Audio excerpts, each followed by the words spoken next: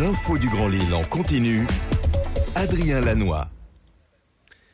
7h15 de retour en direct pour une nouvelle édition du journal de la rédaction ce matin, vendredi 2 décembre. L'actualité du Grand Lille, l'info qui avance avec vous. D'abord vos prévisions en météo, l'image satellite et le radar des pluies. Un temps gris et nuageux annoncé aujourd'hui, un air pollué également, des températures en hausse. Les perturbations vont facilement dominer cette journée vendredi et quelques averses sont d'ailleurs à craindre cet après-midi. Et quant aux températures, comptez 6 à 7 degrés pour les maximales cet après-midi. Et attention encore à cet épisode de pollution aux particules fines dans la métropole lilloise. L'infotrafic également en direct en temps réel. Le point route est déjà du monde sur la 25 et la RN 41 jusqu'à Anglo en direction de Lille. Sur le Grand Boulevard depuis la Madeleine en direction de Marc-en-Barœul, les mini-tunnels ralentis. Et ce matin, du monde aussi sur la 1 et la 22 vers la métropole lilloise. Pour démarrer, et d'abord cette édition, on fait un point sur la course à la voile en solitaire autour du monde, le Vendée Globe. Les marins sont partis depuis près d'un mois des Sables d'Olonne et le nordiste Thomas Ruyant sur son bateau Le Souffle du Nord pour le projet Imaginé toujours en course. Hier soir à Lille au siège du conseil régional, tous ses soutiens, les 180 mécènes et supporters particuliers ayant financé le projet étaient réunis pour célébrer son parcours et surtout pour entrer en contact avec lui. Thomas Ruyant est actuellement 9e au classement et vient d'entrer dans l'océan Indien. Durant plusieurs minutes, il a répondu aux questions du public en racontant en direct depuis l'océan son quotidien, sa vie à bord et son ambition pour la suite. Je vous propose d'écouter le président de l'association Le Souffle du Nord et également le skipper Thomas Ruyant hier soir en direct depuis le conseil régional. Alors ce soir on est au siège de la région et on officialise le partenariat entre la région Hauts-de-France et le Souffle du Nord.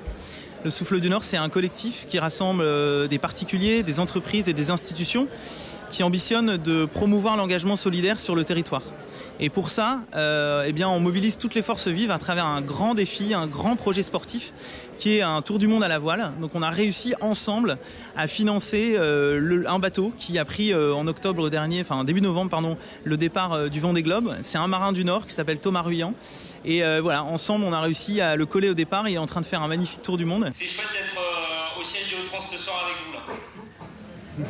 Je sais qu'il y a aussi beaucoup de partenaires dans la salle, il y a beaucoup de supporters. J'ai eu beaucoup de messages avant le départ. J'en reçois encore beaucoup parce que l'équipe me les transmet et je sais que je suis pas tout seul. Voilà. Et que vous êtes derrière, que vous poussez derrière, donc merci pour ça. Allez, une autre info en images dans ce journal pour évoquer le projet commun de la région et de la SNCF pour favoriser les déplacements en train. Un dispositif permettant aux entreprises d'offrir à leurs salariés le train gratuit pendant un mois pour leur trajet domicile-travail. À Lille, face à la gare, l'entreprise Proxiat vient d'adhérer au projet.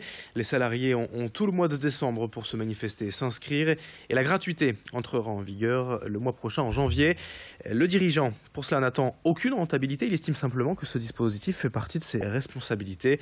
Le service a été baptisé « Tester le train » et on en reparle en détail à 7h30. Idil Gunay a rencontré ce chef d'entreprise.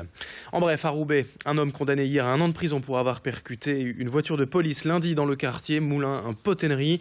En tentant d'échapper à un contrôle, il a fini sa course dans la voiture des forces de l'ordre et il roulait, qui plus est, sans permis.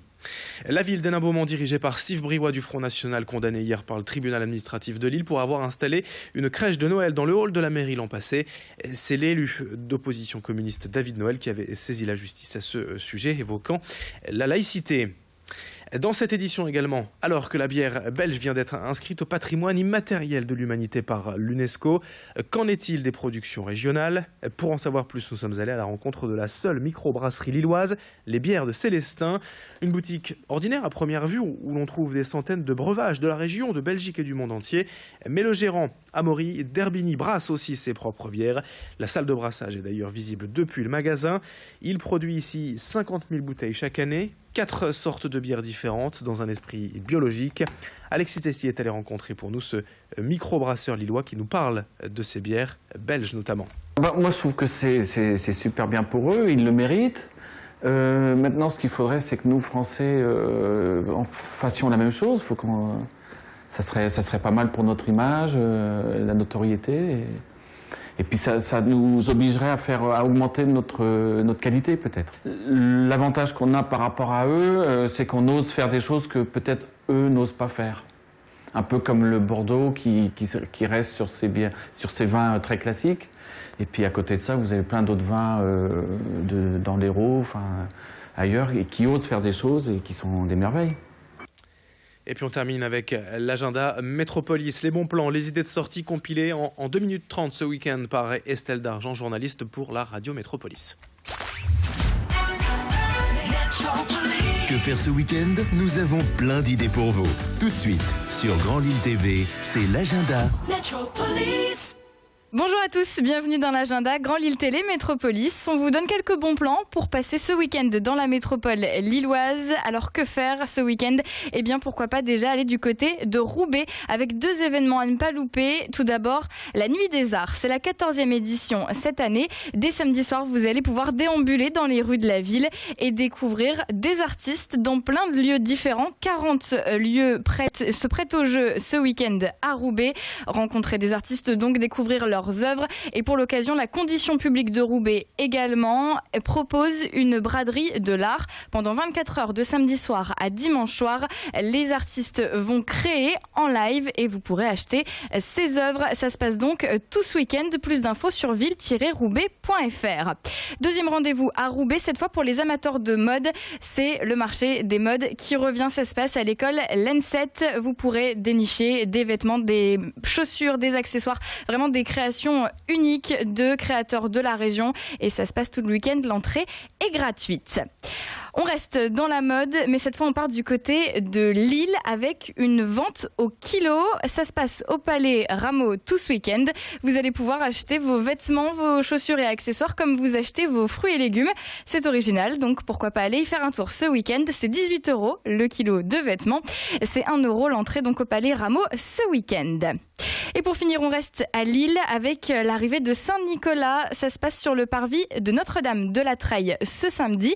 En attendant le Père Noël, c'est Saint-Nicolas qui sera présent. Il sera sur son âne.